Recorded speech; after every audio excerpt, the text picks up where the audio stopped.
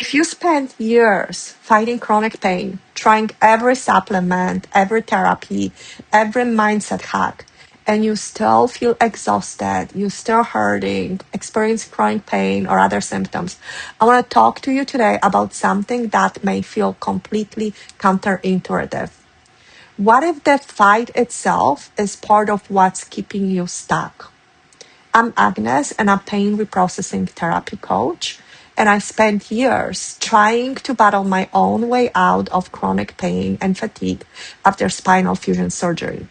And it wasn't until I stopped fighting quite so hard that things finally started to shift.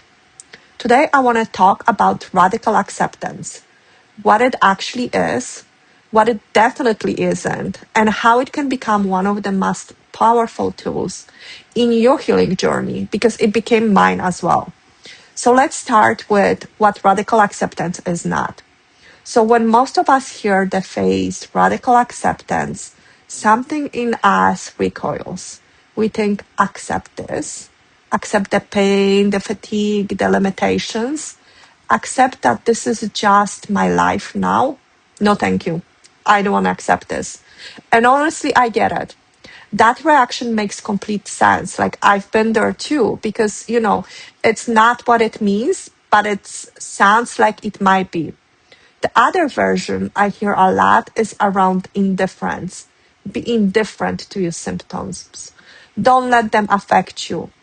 And I have to be honest, I find this advice really hard to sit with because trying to not care when you're in real pain can feel almost like gaslighting yourself. It's just so hard for us to do.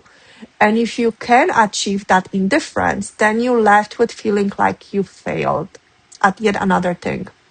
And that shame spiral, that's the last thing any of us need when we're experiencing our chronic pain or the flare-ups. So here's how I think about radical acceptance instead. Imagine you woke up one morning and it was raining heavily. You had plans. You're frustrated. You cannot fight the rain. You can be angry at it. You can wish desperately it would stop. You can spend the whole morning glued to the weather app. But the rain doesn't care. It just keeps raining. Or you could look out the window and say, okay, it's raining. I don't have to love this. I had plans. And right now, this is what's happening. You haven't given up. You still have your umbrella. You still can, eventually you want the sun to come out. You can still go out, but you stop burning energy fighting what you cannot immediately change. That's the radical acceptance. It lives in that end. I really want to feel better. And right now, in this moment, this is where I am. This is hard and I am safe. I don't like this and I can weather it. So in pain reprocessing therapy, we talk a lot about how the fear and the urgency around pain actually amplifies it. When your brain perceives danger and that bracing, fighting, desperate energy reads as danger, it keeps the pain volume turned up. So radical acceptance starts to tell your nervous system, the emergency is over. We are okay right now. So practically, how would that look like? So for me, it started very, very small. I had a flare, and instead of my usual spiral, the why is this happening again? What did I do wrong? Is it the movement? Is this ever going to end? I would pause. I would put my hand on my heart and just name what was true. My back is hurting right now. I don't like this. I'm frustrated and I'm lying in my bed breathing. I'm okay in this moment.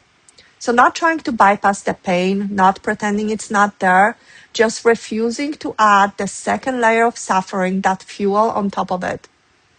And then if you are familiar with Buddhism, there's this concept of second arrow.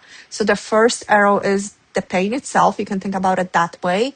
We can't always control this. The second arrow is the story we tell ourselves about the pain. So it's the fear, catastrophizing, this thinking this means something is terribly wrong with me. And that second arrow, that's often where most of our suffering lives. So radical acceptance is how we start gently set it down. And a practice I love when you're in a hard moment, try journaling with curiosity. Not how do I fix this, but how, what is actually true for me right now. And let the different parts speak to you. The frustrated part, the scared part, the hopeful part. Don't try to resolve it. Just witness it with compassion, with curiosity. So radical acceptance doesn't really change our symptoms overnight, but over time, it starts to shift something deeper. The fear dial turns down a little bit. That urgency lessens. And that exactly is how healing begins.